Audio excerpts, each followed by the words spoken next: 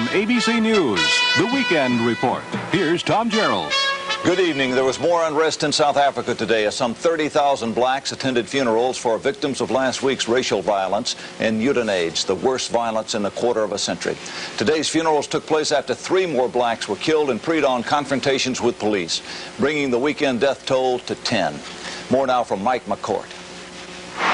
Much of the area around Port Elizabeth is now, in effect, the property of the South African Army. In response to the continuing black protests here over the killing last Thursday of 19 mourners in a funeral procession, the Army has been deployed in force. It is mainly protecting white subdivisions in the area from growing black anger. Today, the center of protest was the black township of Kwanabule, close to the area where the 19 were killed. 6 of the victims were buried amidst more and more threatening black warnings that the police in future will encounter resistance. The funerals were tense, but they passed without incident, partly because the processions were met with an immense array of police firepower. Plainclothes officers with shotguns kept the mourners confined to a single route to the black cemetery here.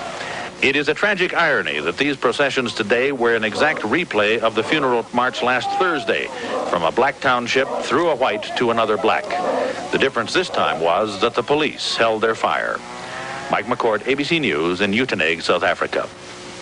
A chief critic of the Reagan administration's policy of friendly persuasion toward South Africa, Senator Lowell Weicker, charged today that the present U.S. policies don't go far enough in opposing the separation of the races. But the administration's top official for African affairs, Chester Crocker, took exception to Weicker.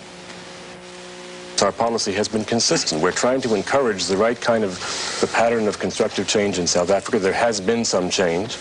We see a very clear dynamic of change in that country today.